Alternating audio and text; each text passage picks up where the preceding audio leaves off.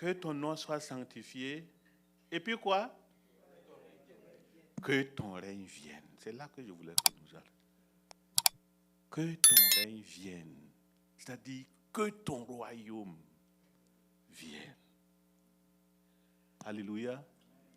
Mais quand Jésus-Christ dit ça, et dans la prière qu'il a enseignée à ses disciples, qu'est-ce que cela veut dire? Ça veut dire que donc, le royaume de Dieu n'est pas encore là. Ou bien, si c'était là, ça ne va pas venir. Du que ton règne vienne, donc que ton royaume vienne. Je pense que ça nous paraît clair que le royaume de Jésus-Christ n'est pas sur cette terre. Alléluia. Le royaume de Jésus-Christ n'est pas sur cette terre. Et justement, les pharisiens, à l'époque, ils ont écouté, ils ont essayé de le questionner Jésus-Christ pour savoir en réalité. Et il parle la manière avec autorité. Et lui là, c'est quel royaume il veut mettre en place. Et c'est pour cela qu'ils sont venus entre-temps lui présenter la pièce sur laquelle il y avait l'effigie de César. Dis-nous, il faut payer l'impôt ou pas? À César ou pas? Et Jésus va leur dire, à César, ce qui est à César. Moi, je ne suis pas venu pour mettre en place un royaume terrestre. Le royaume de Jésus-Christ n'est pas sur cette terre. En effet, nous vivons par la foi en tant que chrétiens, unis à Jésus-Christ, avec nos péchés pardonnés, libérés de la mort, car libérés du péché. Mais nous n'avons pas encore été libérés de la présence du péché. Ou bien, le péché, tous les jours, quand on sort là, le péché est partout. Nous vivons dans un monde déchu, c'est-à-dire un monde corrompu. Quoique nous ayons été libérés du royaume des ténèbres, Satan continue de nous tenter, n'est-ce pas? Il continue de nous accuser, n'est-ce pas? Et parfois même, peut-être certains d'entre nous, nous trébuchons. Donc, tous les jours que Dieu fait, nous sommes toujours en train de lutter. Et cette lutte contre les désirs de la chair, contre les attaques de l'ennemi, peut être parfois dure, n'est-ce pas? Et parfois, il peut même nous arriver des pertes. Nous pouvons expérimenter de l'opposition, mais nous devons combattre tous les jours. Et nous combattons tous les jours le péché.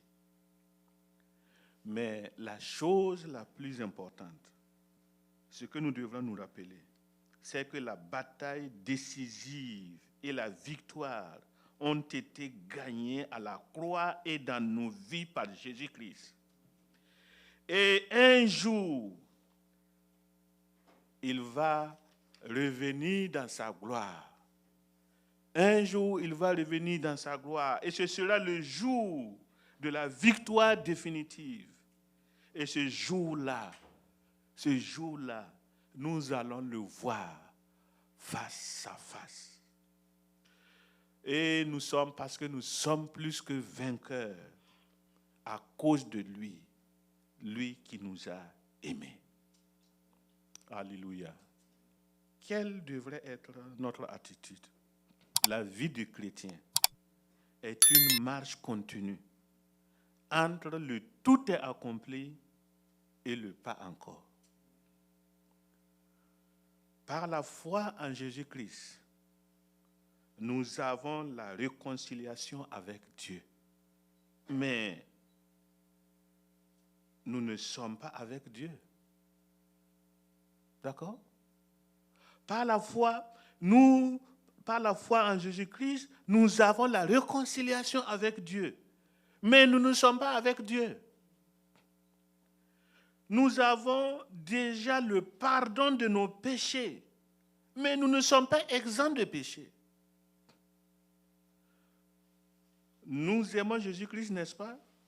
Mais nous ne l'avons pas encore vu face à face. Notre citoyenneté est déjà au ciel. Nous sommes les citoyens du ciel, n'est-ce pas? Mais notre adresse postale, je pense qu'elle est toujours encore sur cette terre. Nous devons, notre attitude, c'est que nous devons persévérer et persévérer dans la foi. Attendre que Dieu accomplisse sa parole fait partie de la marche par la foi. En se concentrant donc sur ce que Jésus-Christ a déjà fait pour nous dans notre vie, il est plus facile d'attendre ce que nous n'avons pas encore pleinement acquis. Lorsque nous nous rappelons de ce que Dieu a déjà fait pour nous, quand nous nous rappelons de ce que nous étions avant et comment il nous a tirés de là où nous étions avant, quand vous regardez autour de vous, vous voyez une différence. Et parfois vous pleurez le sort de personnes qui naviguent dans la boue du péché et qui ne savent pas ce qu'on peut avoir quand on accepte Jésus-Christ dans sa vie. Si nous considérons tout ce que le Seigneur a fait pour nous dans notre vie, ce qu'il a déjà fait, alors il va être plus facile pour nous d'attendre l'accomplissement des choses à venir. S'il est difficile pour vous de croire au pas encore, puisque le pas encore, c'est l'accomplissement, c'est ce qui est devant nous. Réfléchissez au déjà accompli.